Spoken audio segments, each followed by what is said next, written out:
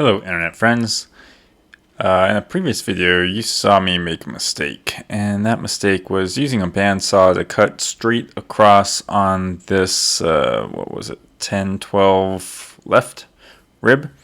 Both the 10-12 left and 10-12 right rib receive the same trim. In fact, if you look here in the instructions, you'll see that it says to keep the flange radius, but trim off the flange. So if you look at the little circle there, that's what it means by keep the flange radius. Now, I just saw removed hatch area and trim, and I thought, well, I'll just cut straight across with the bandsaw.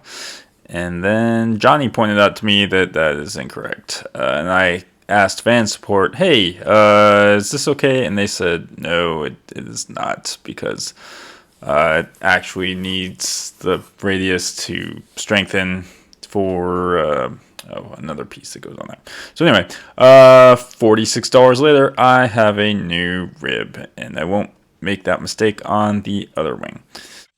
Okay, and today is an experiment because I got a new iPad. I'm trying the iPad Pro, which you can see in the background there that I'm reading the plans on. Yeah, it's an experiment. So I went to a conference and I had my MacBook out, right? In my new role at work, I'm the sales part of the sales team. So I'm not the engineer anymore. And so I was carrying around my laptop with all my engineering tools, and yeah, I didn't. Oh, here we go. Sidebar. Use a rotary tool to trim this. It makes it really easy and quick. Just be careful not to nick any of the other flanges, and you'll be happy. Oh yeah, so I was at work. I was carrying around my laptop that I have all my engineering tools on. But really at the conference, I just needed to take notes, and the conference went all day, and at about hour 4, my laptop ran out of battery, right? So I was looking to charge during lunch and finding a socket and plugging in, and I saw other people with just, their iPads taking pictures of the slides and writing notes, and I thought, you know what? I really just need to take notes. That's all I need to do. Like, I don't need any of the engineering tools right now. Maybe I should switch to iPad and just try that. So, yeah, this is an experiment. I bought the 12.9-inch iPad Pro. In fact, that's what I'm recording this video on, just to try it and see if it will work as an actual computer. So I got a case with a little keyboard, and anyway, sidebar, has nothing to do with building planes, but it's technology. So I'm trying to use technology, right? So anyway, new ribs coming along, and then I'm gonna prime it, and then rivet the ribs to the spar.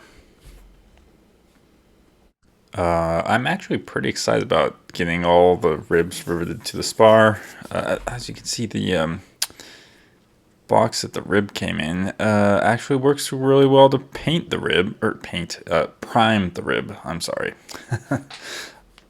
Okay, and here my friend Tiffany is helping me rivet the ribs to the spar. It's always nice to have a friend to help smash rivets. Because one of the challenges is keeping the rivet gun square so you don't accidentally stamp over the head of the rivet. I won't lie, there might be one stamp in one of those rivets, but that's fine. All the other ones turned out great. In the background there, you could see we're watching the National Stall Final Competition. Interesting planes there. Super excited. What my plan is, one day when I finish the 14 and begin work on the 15, hopefully next year, I definitely want to take it to the stall competition. So yeah, future goals. Let's see. Do I have any news? I don't know if I talked about this last video, but I went to go see Hamilton. That was good. It's definitely worth seeing at least once. Although now I watched it on Disney Plus during COVID, so I already knew what what all the songs were, and they had the soundtrack. So it wasn't as good, I think, as seeing it for the first time live. So, but it was definitely worth doing. So if you have the chance, definitely do it because it's worth doing at least once. Let's see. Do I have any other news? Not really, other than I think after what is it now, month 4, I think I finally figured out a little bit how to do my new role, so I actually have time to get back to working on the airplane, and it's not taking all day and consuming my life, and I have an hour free in the evening to come out and work on the plane. So that's all it takes is 1 hour a day, and you can make pretty steady forward progress building an airplane in your garage. And if you're also interested or are building an airplane in the garage, come join the RV Slack group. And look at that thing that just appeared. It's a QR code.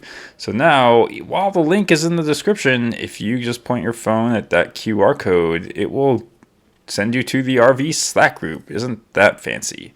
So anyway, I will see you there, and I will see you in the next video. Until then, keep building.